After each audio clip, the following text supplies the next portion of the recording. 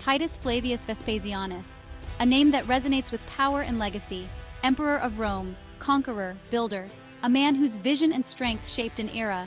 He was a man of action and compassion, a rare combination in the annals of leadership, a ruler who left an indelible mark on the Roman world. His influence felt long after his reign. Join us as we explore his ascent from a tactful general to an emperor beloved for his humanity, navigating through personal sacrifices and managing the crises that tested his empire. The year was 66 AD. A rebellion ignited in the Roman province of Judea. The Jewish people, chafing under Roman rule, rose up in arms. The flames of revolt spread like wildfire, threatening to engulf the region in chaos. It was a conflagration that tested the mettle of Rome's finest legions.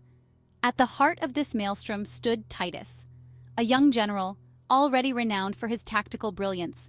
He led the Roman legions with unwavering determination, his name becoming synonymous with both victory and ruthlessness.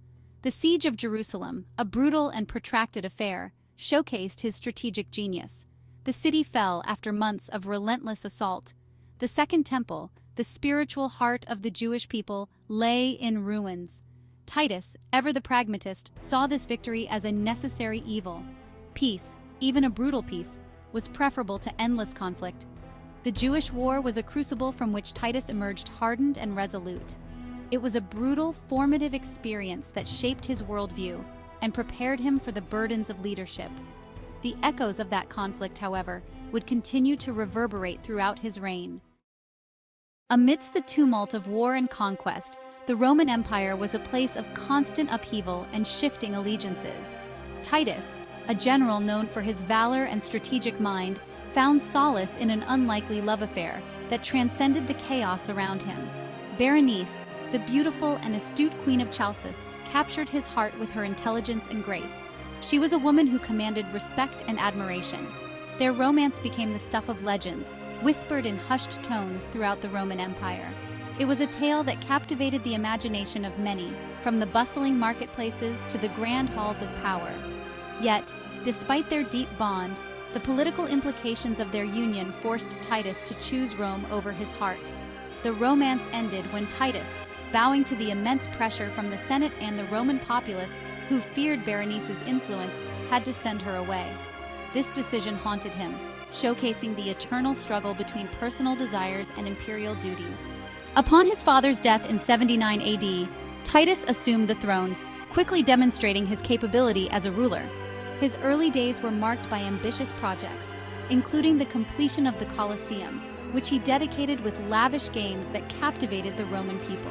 Under his watchful and meticulous guidance, the final stones were laid, and the immense amphitheater was brought to life.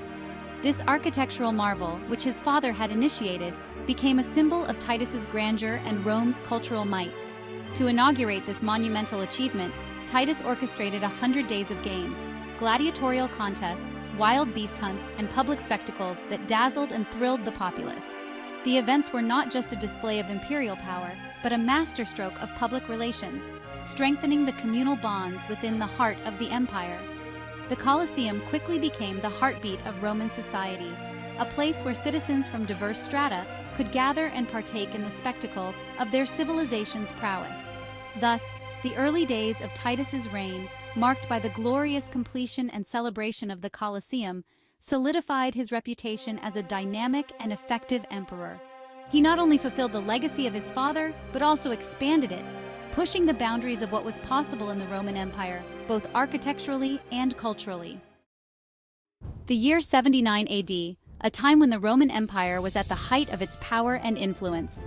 The Roman world, basking in the glory of Titus's reign, was about to face nature's fury. The streets of Pompeii and Herculaneum were alive with the hustle and bustle of daily life, unaware of the impending doom. Mount Vesuvius, a seemingly dormant giant, roared to life with a ferocity that shook the very foundations of the earth. The ground trembled, and the sky darkened as the volcano unleashed its wrath. The eruption, a cataclysm of fire and ash, buried the bustling cities of Pompeii and Herculaneum. Panic gripped the region as the once vibrant cities were quickly engulfed in a suffocating blanket of ash and pumice. It was a scene of unimaginable devastation, a stark reminder of the fragility of human existence. Buildings crumbled under the weight of the ash, and streets that once echoed with life were now silent and desolate. Titus, ever the decisive leader, sprang into action. He understood the gravity of the situation and knew that swift action was necessary to save as many lives as possible. He dispatched legions to aid in the rescue efforts, personally overseeing the distribution of food and supplies to the survivors. His presence provided a sense of order amidst the chaos, and his leadership was a beacon of hope for the beleaguered citizens. His swift and compassionate response earned him the admiration of his people, cementing his image as a ruler who cared deeply for his subjects. The citizens, grateful for his efforts, looked to him with renewed respect and loyalty. The eruption of Vesuvius was a defining moment in Titus's reign. It tested his leadership and his ability to respond to a crisis of unprecedented scale.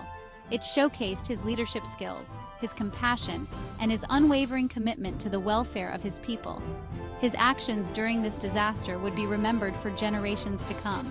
Despite the natural disaster, Titus remained a stabilizing figure for the empire, mitigating the fallout and overseeing the rebuilding efforts, which further solidified his reputation as a pragmatic and benevolent leader. Titus's reign, though marked by significant achievements, was abruptly cut short when he died in 81 AD under mysterious circumstances. His death left the empire in mourning, and his legacies of compassion, architectural innovation, and strong leadership have lived on far beyond his rule.